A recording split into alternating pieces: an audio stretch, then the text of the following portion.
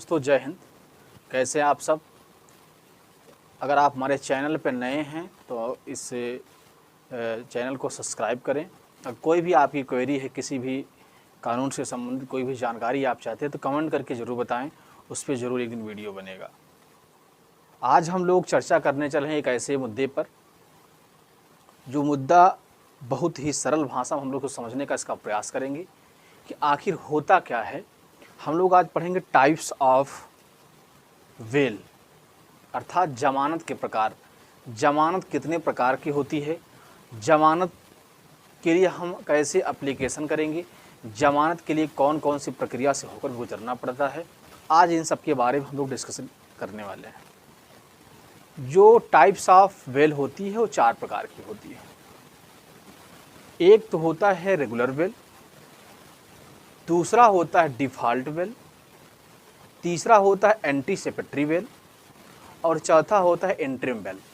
हम लोग जानेंगे कि ये चारों जो वेल के प्रकार हैं इनमें कौन कौन से प्रावधान सीआरपीसी के अंतर्गत किए गए हैं। तो सबसे पहला जो है रेगुलर वेल। इस रेगुलर वेल का जिक्र जो है वो सीआरपीसी के अंतर्गत 437। आप जो रेगुलर वेल होता है सीआरपीसी 437 के अंतर्गत जो है मजिस्ट्रेट के यहाँ आप उसका अप्लाई कर सकते हैं। और दूसरा जो होता है रेगुलर वेल वो सीआरपीसी 439 जो है उस सेशन कोर्ट में आप उसके लिए अपील कर सकते हैं। रेगुलर वेल के लिए 437 जिसे हम मजिस्ट्रेट के यहाँ आप कर सकते हैं। और इसी के अंतर्गत जो है सीआरपीसी की धारा 439 के अंतर्गत सेशन कोर्ट में भी इसके लिए आप आवेदन कर सकते हैं। दूसरा होता है डिफ़ॉल्ट वेल। क्या है डिफ़ॉल्ट वेल? वह वेल होता है, इसका प्रावधान सीआरपीसी की धारा 167 में किया गया है। 167 के अंतर्गत बताया गया है कि यदि किसी भी कोई भी अपराधी जो जुर्म करता है यदि उसकी सज़ा का प्रावधान 10 वर्ष तक है तो इस डिफ़ॉल्ट वेल के अंदर कोर्ट का एक प्रोसीजर होता है। उस प्रोसीजर के अंतर्गत 60 दिन या 90 दिन, 60 दिन या 90 दिन इसलिए है कि 60 दिन या 90 दिन के बाद ही आप किसी सेशन कोर्ट में या मजिस्ट्रेट के पास बेल के लिए आप आवेदन कर सकते हैं। ऐसी दशाओं में कोई ज़रूरी नहीं है कि आपको बेल मिल ही जाए। वो तो डिपेंड करता है कोर्ट के ऊपर आपने कैसा अपराध किया है। आप अपराध के पहले आपकी कोई ऐसी हिस्ट्री नहीं जो आप अपराध से जुड़ी हुई हैं लंबे समय तक।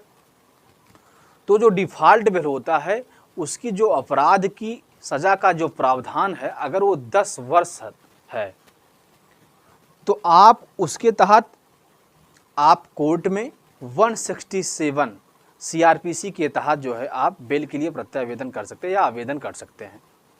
तीसरा होता है एंटीसिपेटरी वेल, अर्थात गिरफ्तारी के पहले आप कोर्ट के माध्यम से उसका जो जिक्र किया गया है वो सीआरपीसी के अंतर्गत कुछ विशेष धाराओं के अंतर्गत किया गया है, जिसमें बताया गया कि सीआरपीसी की धारा 438 गिरफ्तारी की आपको संभावना कि आपको गिरफ्तार किया जा सकता है तो आप उसके लिए आवेदन कर सकते हैं। लेकिन 2018 में सुप्रीम कोर्ट का एक जजमेंट आया कि 2018 के जो पहले जो सभी मामले होते थे उसमें बेल जो है एंटीसिपेटरी बेल आसानी से मिल जाती थी। लेकिन जैसे कुछ कंडीशन होता है, रेप, ऐसे कुछ कंडीशनों में एंटीसिपेटरी बेल मिलना थोड़ा मुश्किल होता है। लेकिन उसके लिए भी एक प्रावधान है कि आप गिरफ्तारी से पूर्व अगर आपको लगता है कि गिरफ्तारी हो सकती है तो आप जो है अप्लाई कर सकते हो।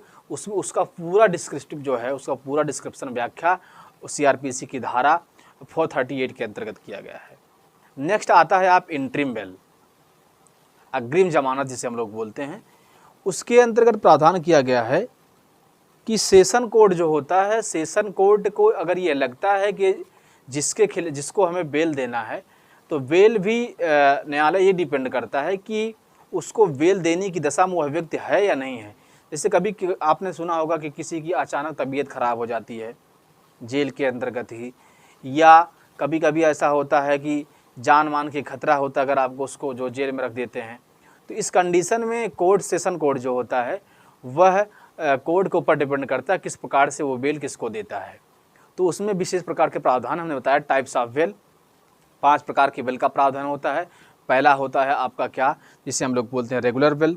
दूसरा होता है डिफ़ॉल्ट बेल। तीसरा होता है एंटीसिपेटरी बेल। चौथा आपका जो होता है उसे हम एंट्री बेल कहते हैं। जय हिंद, जय भारत। अगर वीडियो आपको पसंद लगी, लाइक करें, शेयर सब्सक्राइब